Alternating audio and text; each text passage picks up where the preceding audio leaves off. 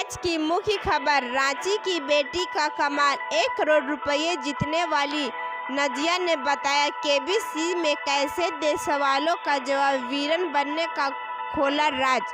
रांची की बेटी nausea Naseem KBC के 12वें सीजन में 1 करोड़ रुपए जीतकर मुंबई से घर लौट चुकी है। दैनिक भास्कर से बातचीत में नजिया ने अपने सफल होने का मंत्र बताया। साथ ही उन्होंने बताया कि कस्टेट कैसे कौन बनेगा करोड़पति के सवालों के जवाब दे सकते हैं। नजिया के अमिताभ बच्चन के साथ साथ केबीसी की हॉट सीट पर बैठकर सवालों का जवाब देते पूरी दुनिया देख रही है। आवंटित आवास का ब्यौरा नहीं देने पर झारखंड हाईकोर्ट नाराज।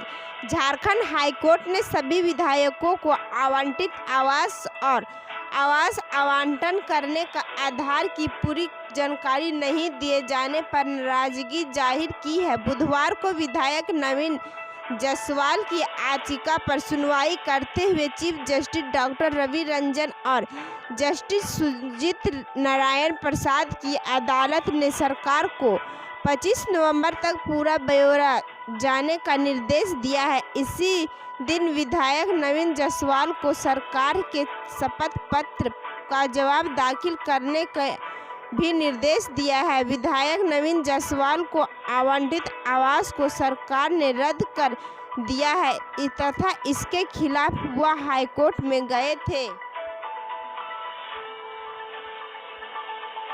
रेलवे ने झारखंड बिहार को दी सौगात, दिवाली छठ में अब घर जाना हुआ और आसान। यदि आप त्योहार के सीजन में घर जाने की सोच रहे हैं तो यह खबर आपके लिए खास है।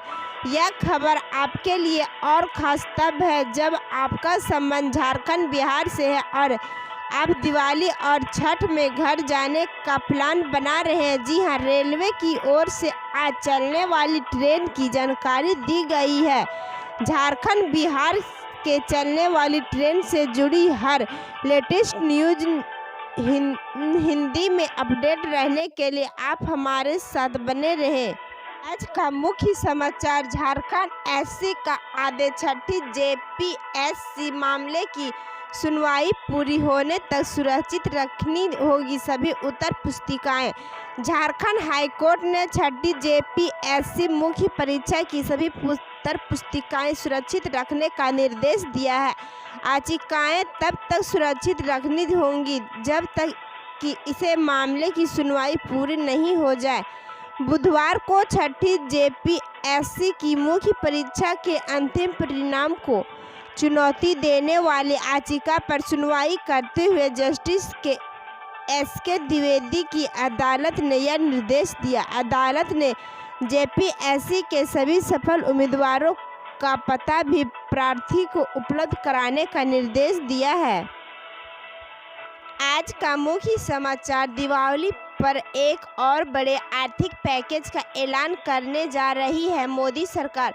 रोजगार बढ़ाने पर होगा फोकस, कोरोना वायरस महामारी से सुस्त हुई अर्थव्यवस्था में नई जान फूंकने के लिए मोदी सरकार एक और प्रोत्साहन पैकेज का डोज देने की तैयारी कर रही है। सरकार ने अधिकारियों को बुधवार को बताया कि अर्थव्यवस्था को ऐतिहासिक संकुचन से बाहर निकालने के लिए इस सप्ताह 20 अरब डॉलर के आर्थिक पैकेज का ऐलान किया जा सकता है। सरकार ने आज ही मैन्युफैक्चरिंग सेक्टर को बढ़ावा देने के लिए 10 क्षेत्रों में 2 लाख करोड़ रुपए के उत्पादन से जुड़े प्रोत्साहन का ऐलान किया है।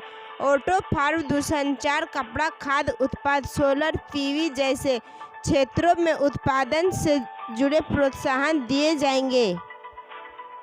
आज का मुख्य खबर, नीतीश कुमार सीटें कम पर कद बरकरार। भाजपा ने कहा बेशक नीतीश ही बिहार के सीएम होंगे, एक चुनाव से पहले ही तय हो गया था। बिहार में एनडीए को 125 का बहुमत हासिल हो गया है। सबसे ज़्यादा फायदा भाजपा को हुआ, उससे 74 सीटें मिली, यानी पिछली बार के मुकाबले 21 सीटें ज़्यादा। अब तक छोटे भाई की भूमिका निभा रही भाजपा बड़े भाई के रोल में आ गई। इधर नीतीश की सत्ता तो बच गई, लेकिन जदयू की 28 सीटें घटी और वो 43 सीटों पर आ गई।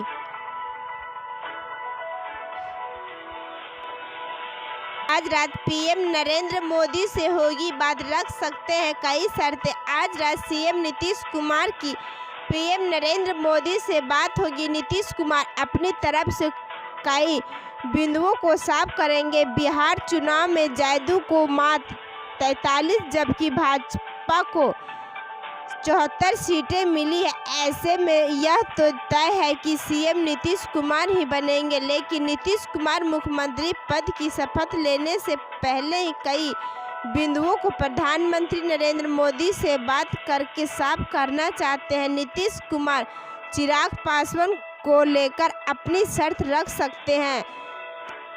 34 सीटों पर जदयू को लोजपा की वजह से हार का मुंह देखना पड़ा है। यह बात नीतीश कुमार को ग्वारा नहीं है। आज भाजपा के संसदीय दल की बैठक के बाद दोनों नेताओं की बात होगी।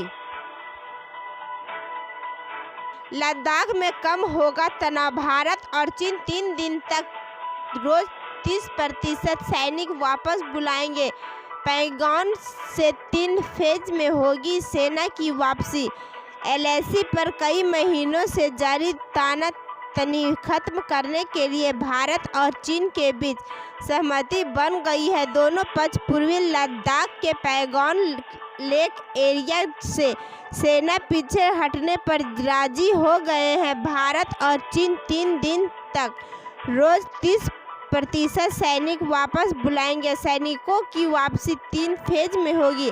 समझौते के तहत दोनों देशों के सैनिक इस साल अप्रैल-मई में तैनाती वाली पोजीशन पर लौट जाएंगे। हालांकि सैनिकों की वापसी की तारीख के बारे में जानकारी फिलहाल नहीं मिल सकती है।